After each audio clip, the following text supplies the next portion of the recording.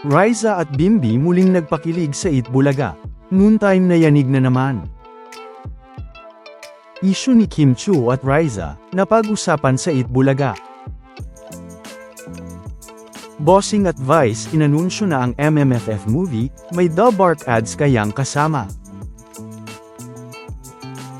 Matatanda ang unang ang binati ni Vice live sa Showtime si Bossing Vic Soto, sa segment nila na Laro-Laro Pick, noong Biyernes July 3. Na kung saan, ay bago nga matapos ang segment na ito, ay may sinabi nga dito si Vice, at sinabi nga nitong gusto daw muna niyang batiin ang kanyang idol, sabay sabing hi Bossing Vic, hi Bossing I love you, na talaga namang ginulat ang lahat.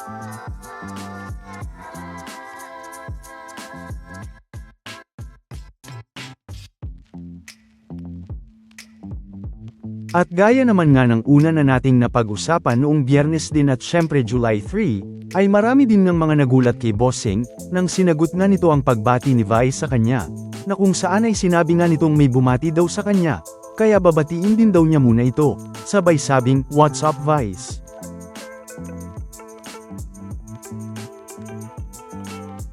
Pero, marami pang ang mga kinabahan, nang sinabi na nga ni Bossing na mag-uusap daw sila ng masinsinan.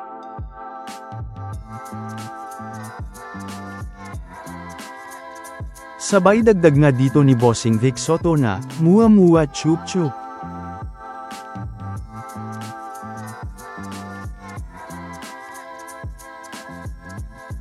Na naging sagot naman ni Bossing sa pag-I love you ni Vice sa kanya. Kaya naman comments nga dito ng mga legit The Bark ads sa YouTube livestream ng Itbulaga, at mga madlang people sa mismong YouTube video na ito mula ABS-CBN, ay mukhang tuloy na nga ang collab ni Bossing Vic Soto at Vice.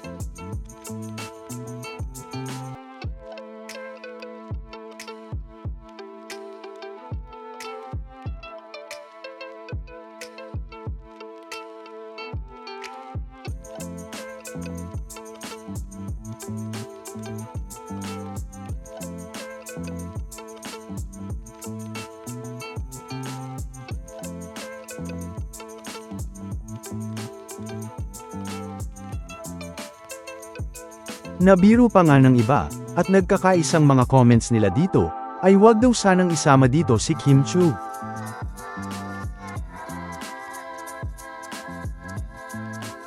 Na matatandaang dahil naman sa naging issue ni Kim at Riza, na napag-usapan na rin naman natin. Pero, matatandaang noong Biyernes pa nga lang July 3, ay nasagot na nga kung bakit binati ni Bossing at Vice ang isa't isa, sa kani-kanilang mga noontime show.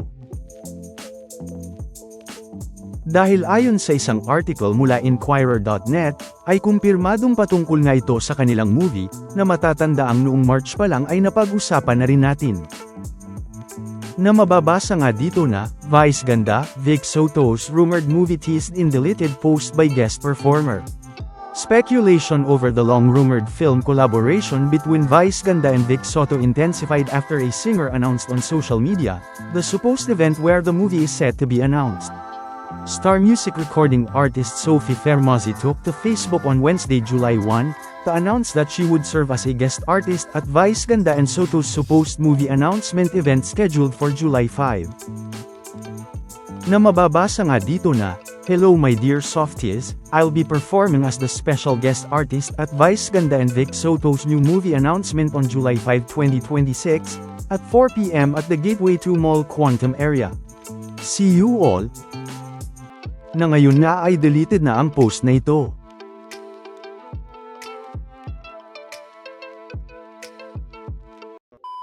Welcome back mga ka-highlights.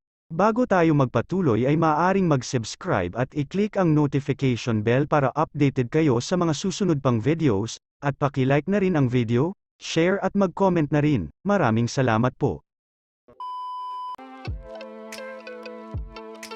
Kasama din ng post na ito ang isang art card na nagpo-promote sa umano'y event para sa announcement, ngunit kalaunan ay tinanggal din ito. At muli namang na-upload ng iba't ibang social media page ang mga screenshot ng nasabing post. Mababasa din nga dito na, "Hindi ko alam, Hindi ako masyadong nagbabasa lately. Basta, isa siyang pasabog na collab, he said, adding that the project would mark a first should it push through. Syempre ang tagal ko na rin namang nagso-solo movie. So excited din yung mga tao na makita kung sino yung ibang pwede ko pang makasama sa pelikula, he continued. Na napag-usapan na rin naman sa Eat Bulaga ni Bossing, at sinabing dapat ngayong Sabado daw sila dapat mag-uusap ni Vice, pero hindi daw pwede si Vice ngayong Sabado. Pero syempre, wala munang sinabi si Bossing patungkol dito, bukod sa July 5 daw sila mag-uusap ni Vice. Na kung saan ay nagulat pa nga ang lahat, nang sabihin na nga ni Boss Joey na kailan naman daw mag-uusap si Riza at Kim Chiu.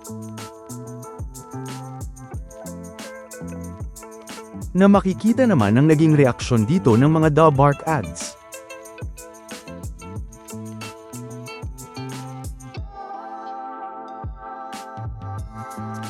Hanggang sa shinout-out na rin naman ng mga The Bark ads at ni Riza si Kim Chiu dito. Samantala, gaya nga ng inaasahan, ay present si Bimbi ngayong Sabado July 4, at nakasama nga sa Bulagaan University 2026, bilang mga bagong student kasama si Riza May, na student din ngayong Sabado. Na kung saan, ay naging 4 na grupo nga ang mga The Bark ads dito, na kung saan ay ang group 1 na dito, ay ang trio na sina Miles, Maine at Karen.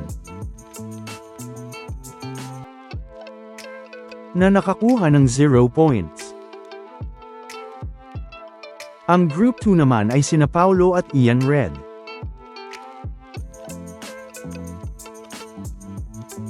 At nakakuha naman ng 10 points. Ang Group 3 naman ay ang maybe na sina Riza at Bimbi.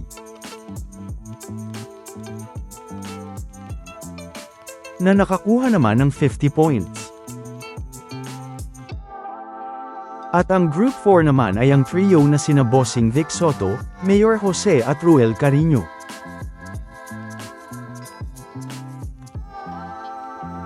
Na ayon kay Alan, ay 100 points naman ang nakuha. Pero syempre, muli na naman ngang napuno ng kilig ang studio dahil kay Riza at Bimbi, na ginawan pa nga ng kanta ni Boss Joey ang Maybe.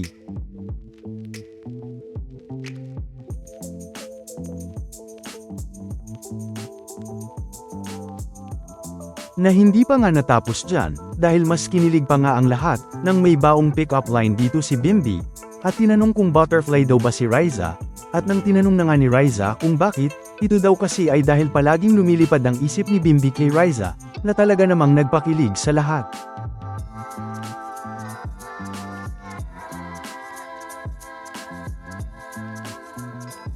Na bago pa nga kumuha ng score si Bimbi, ay nanghingi pa nga ito ng yakap kay Riza.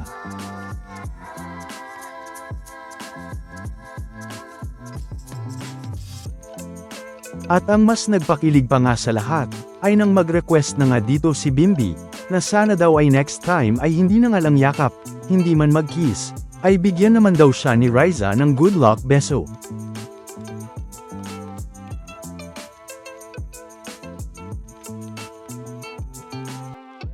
At syempre, dahil July 4, ay ngayon din ang 11th anniversary ni Maine sa Eat Bulaga, kaya naman ay binati din si Maine ng mga The Bark ads, at ng mga fans nito.